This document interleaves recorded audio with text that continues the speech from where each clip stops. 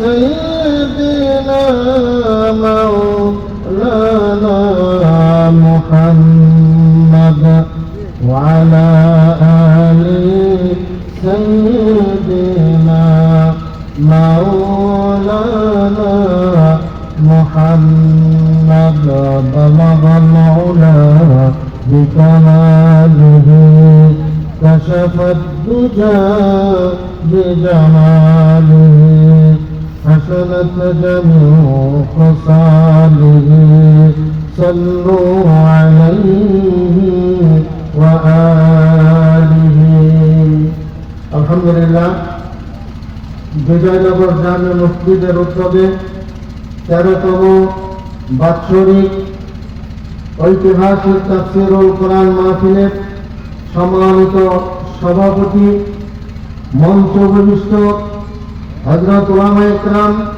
আমার সামনে সমাগত মুরব্বিয়ান, যুবক ভাইয়েরা, কচিকাঁচা বন্ধুরা, পর্দার অন্তরালের সম্মানিত মা ও বোনেরা, আমি আপনাদেরকে অন্তরের অন্তঃস্থল থেকে আরেকবার সালাম জানাচ্ছি। আসসালামু আলাইকুম ওয়া রাহমাতুল্লাহ। প্রাণ খুলে মহান মালিক রব্বুল আলামিনের কাছে শুকরিয়া আদায় করি, যিনি আমাদেরকে পার্থিব জীবনের সমস্ত কাজকর্ম থেকে বিরত রেখে আজকের এই বিজয়নগর ঐতিহাসিক তাফসীরুল কোরআন মাহফিলে অংশগ্রহণ করার তৌফিক দিয়েছেন। সেজন্য আমরা প্রাণ খুলে শুকরিয়া আদায় করি, আলহামদুলিল্লাহ। আরো শুকরিয়া আদায় করি কেবলমাত্র এই প্রথমবারের জন্য আমাদের এই হরিরামপুরের মাটিতে আজ পা রেখেছেন সারা বিশ্বের আলোড়ন সৃষ্টিকারী বক্তা, বাংলাদেশের অন্যতম শ্রেষ্ঠ বক্তা, মুফাসসিরে কোরআন, হাফেজ মাওলানা মুফতি আল্লামা আমির হামজা সাহেব হরিরামপুরে আসছেন। এই জন্য আমরা মহান আল্লাহর কাছে শুকরিয়া আদায় করি, সকলেই করি আলহামদুলিল্লাহ। এতক্ষণ পর্যন্ত অত্যন্ত চমৎকার ভাবে বাংলাদেশ নিয়ে কোরআন হাদিসের বিশ্লেষণমূলক গুরুত্বপূর্ণ আলোচনা করেছেন আমার প্রিয় ভাই, ইসলামের একজন শহীদি কাফেলার সৈনিক, বিশিষ্ট আলেমে দ্বীন হযরত মাওলানা হোসেন মাহমুদ সাহেব। তার আলোচনা অত্যন্ত শ্রুতিমধুর, চমৎকার। আল্লাহ যেন ভাইয়ের কণ্ঠ আরো বলন্দ করে দেয়। আল্লাহ যেন ভাইকে যতটুকু এলেম দিয়েছে আরো এলেম দিয়ে সারা বাংলাদেশের শ্রেষ্ঠ বক্তা হিসাবে যেন ভাইকে কবুল করে, সকলেই বলি আমিন। সম্মানিত উপস্থিতি, খুব সংক্ষিপ্ত সময়, এই সংক্ষিপ্ত সময়ের মধ্যে আমি আপনাদের সামনে পবিত্র কালামের সূরা আল বাকারার 30 নম্বর আয়াতের সামান্য একটু অংশ তেলাওয়াত করেছি। যেহেতু তাফসীরুল কোরআন মাহফিল, আমি এই আয়াতের সংক্ষিপ্ত আকারে একটু তাফসীর আমি আপনাদের সামনে তুলে ধরতে চাই। তার আগে আমরা একটা জেনে নিব, ইসলাম একটি পূর্ণাঙ্গ জীবন বিধান, যেমনিভাবে সহিহ আকীদা, বিশুদ্ধ আমল জরুরি, তেমনি করে এই জমিনে আল্লাহর আইন প্রতিষ্ঠা করা এটাও একটি ইসলামের অন্যতম ফরজে আইনের একটি বিধান। ঠিক কিনা ধরে বলুন? ইসলামী অনুশাসন মেনে নেওয়া যেমন আবশ্যক, তেমনি করে রাষ্ট্র ধর্মের অন্তর্ভুক্ত একটি গুরুত্বপূর্ণ বিষয়। ইসলামী রাষ্ট্র একটি আদর্শ ভিত্তিক দ্বীনি রাষ্ট্র, আর ইসলামী রাষ্ট্রের মূল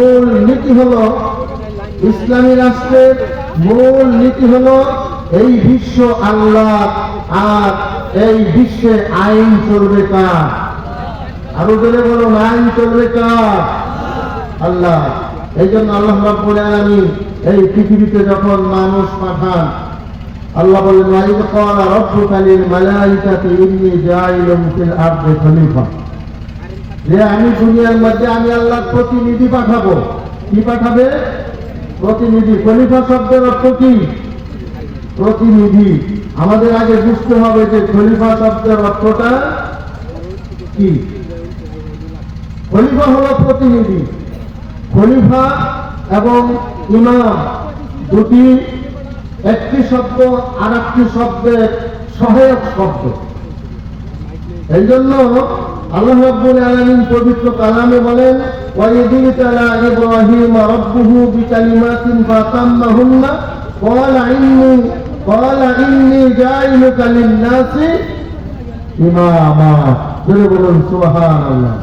তাহলে আমরা যে খলিফা নিয়ে বিশ্লেষণ করব তার আগে আমাদের জানা উচিত যে খলিফা আর ইমাম এই দুইটার মধ্যে পার্থক্য কি। এখানে আল্লাহ পাক বলেন যে আর সেই সময়টি স্মরণযোগ্য যেই সময় হযরত ইব্রাহিম আলাইহিস সালামকে তার প্রতিপালক কতিপয় কথার দ্বারা পরীক্ষা করেছিলেন আর তিনি পূর্ণ করেছিলেন। তখন তার প্রতিপালক তাকে বললেন যে আমি তোমাকে এই পৃথিবীর সমস্ত মানব জাতির নেতা নির্বাচন করলাম। জোরে বলি সুবহানাল্লাহ। এবার আসুন, খলিফা আর ইমাম দুটি সহায়ক শব্দ। খলিফা হলো প্রতিনিধি, আর প্রতিনিধি কার প্রতিনিধি? আল্লাহর প্রতিনিধি। কার প্রতিনিধি? আল্লাহর প্রতিনিধি। আমরা যেমন জানি যে পৃথিবীতে একজন পীর সাহেব যখন তার মুরিদকে খিলাফত দেয় তখন ওই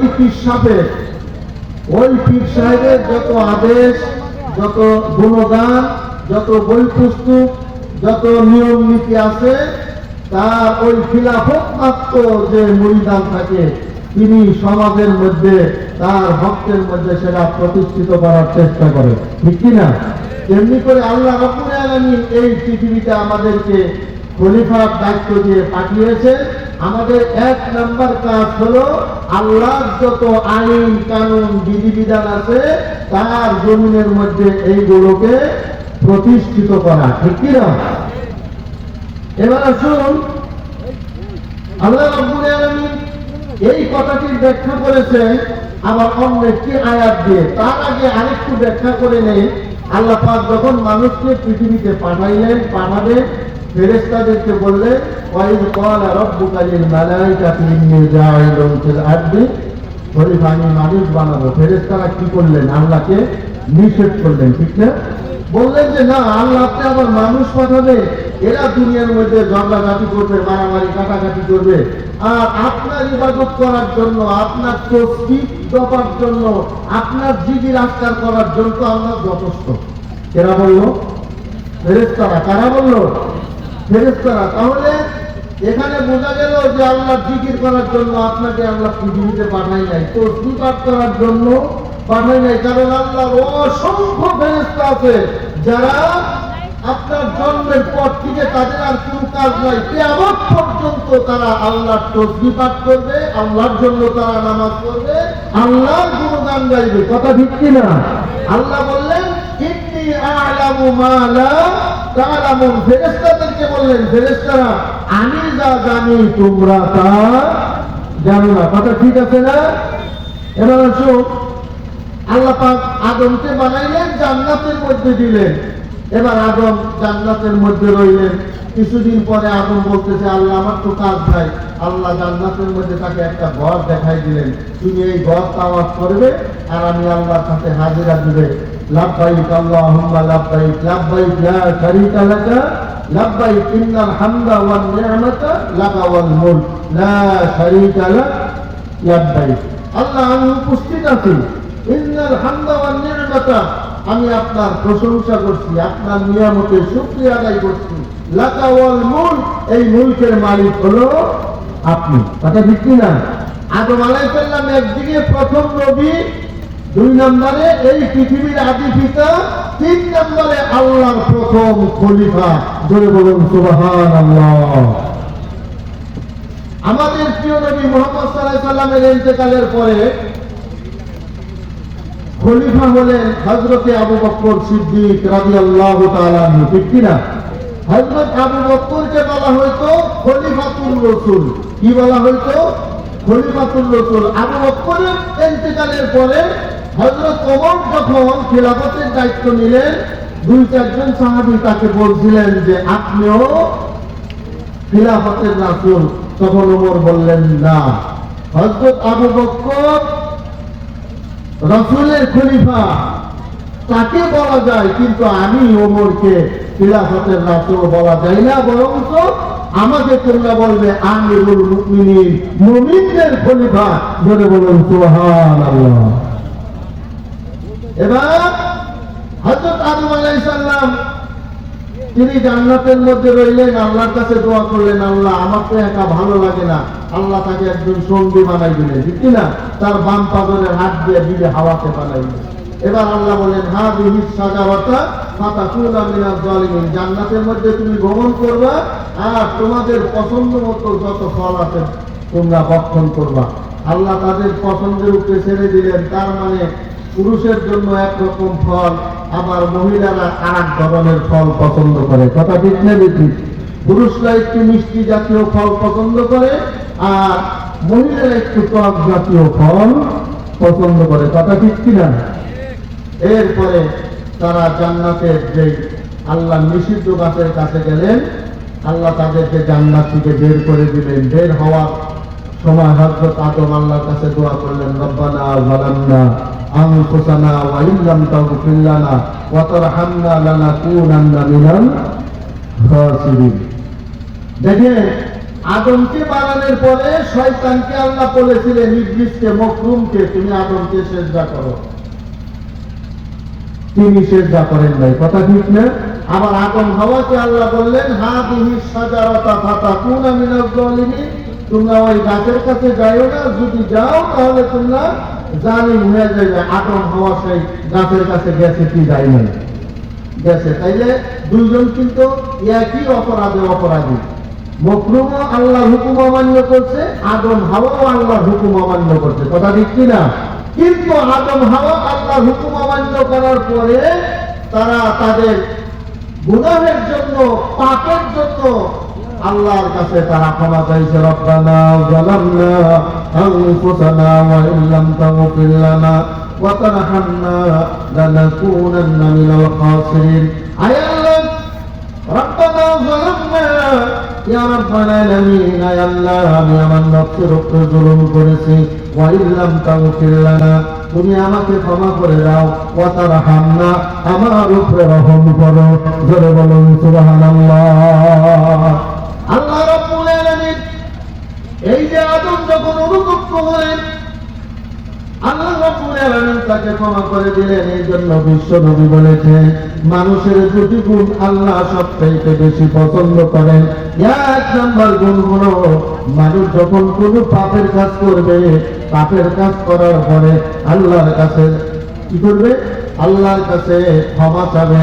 নবীজি বলেছে, অন্যায় করার সাথে সাথে যারা আল্লাহর কাছে ক্ষমা চায়, আল্লাহ রাব্বুল আলামিন বান্দার এই গুণটি বড় পছন্দ করে। সুবহানাল্লাহ। দুই নম্বরে নবীজি বলেছেন আরেকটি গুণের কথা, সেটি কি? সেটি হলো এই পৃথিবীতে মানুষ যা কিছু করবে একমাত্র আল্লাহকে ভয় করবে।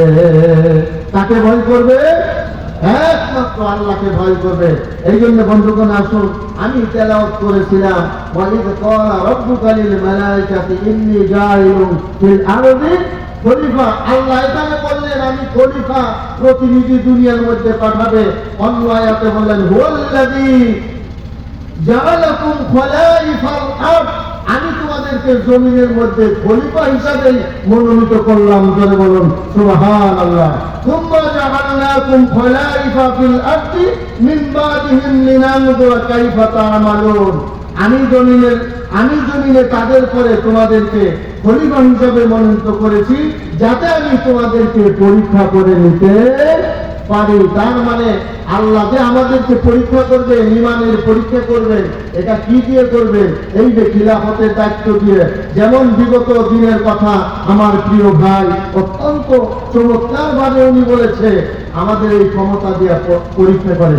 বিগত দিনে যারা ক্ষমতায় ছিল তারা পরীক্ষায় পাস করছে না ফেল করছে। ধরে বলুন, কারণ তারা এত চুরি চামারি, এত ডাকাতি করছে, তারা পরীক্ষায় ফেল। বর্তমানে আমরা পরীক্ষার হলে বসবাস করতেছি, আমাদের পরীক্ষা চলছে, সামনে আমাদের পরীক্ষার রেজাল্ট হবে। আমরা যদি আগামীতে সৎ ভালো নেতৃত্ব চাই, বাংলাদেশকে সুন্দর করতে চাই, তাহলে আমাদেরকে ভালো লোককে মনোনীত করতে হবে, বেছে নিতে হবে, ভালো লোকদের হাতে এই খিলাফতের দায়িত্ব দিতে হবে, ঠিক কিনা? আল্লাহ পাক আমাদের এইভাবে প্রস্তুতি নেওয়ার তৌফিক দান করো, সকলেই বলে আমিন। আমার তৌফিক ইল্লা বিল্লাহ। আসসালামু আলাইকুম ওয়া রাহমাতুল্লাহ।